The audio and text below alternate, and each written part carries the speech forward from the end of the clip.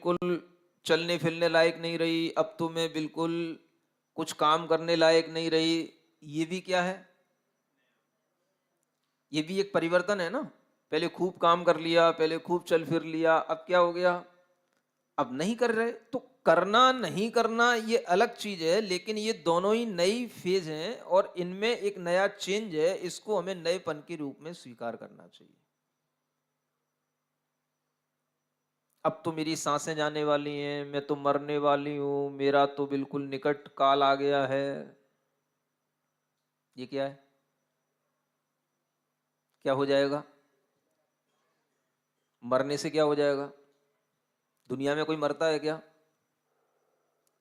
बताओ। वस्तु का स्वभाव कभी मरता है क्या? बोलो तो। जिंदगी भर पूजा करते हो गई, दुनिया के अध्यात्म गीत गाते हुए हो गई, वस्तु का स्वभाव कभी मरता है क्या? नहीं मरता ना। तो फिर मरने का डर क्यों? अब मैं मरने का टाइम आ गया, मेरे लिए अब सांसें कम चल रही हैं, मेरा बिल्कुल निकट समय आ गया, मैं मर रही हूं। तो मर रही हूं, इसमें भी कुछ नयापन है कि नहीं? हम्म? नहीं है। अभी नया जन्म कहाँ हो गया? अभी मरने तो दो पहले ही। तुम्हें बहुत जल्दी पड़ी तुम्हें निपटाने की सबको, हैं? अभी मरने की बात।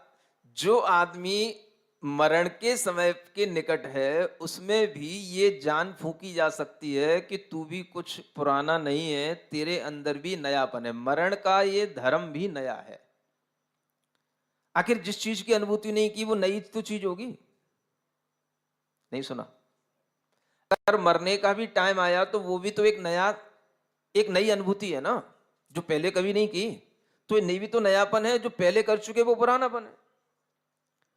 तो आपके लिए इस बात की प्रसन्नता होनी चाहिए कि मैं नयापन की अनुभूति कर रही हूं।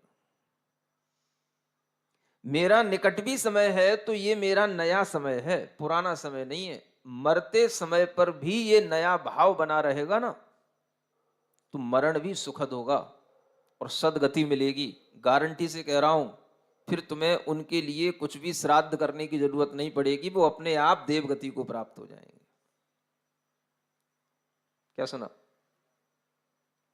क्योंकि मरते समय पर भी आपके अंदर क्या भाव है? मैं नई अनुभूति कर रहा हूं, मैं नयापन का अनुभव कर रहा हूं, मैं नया हो रहा हूं।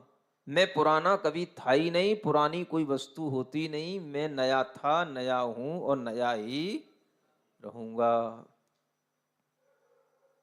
क्या सुन रहे हो? ये तो कभी बोलते ही नहीं।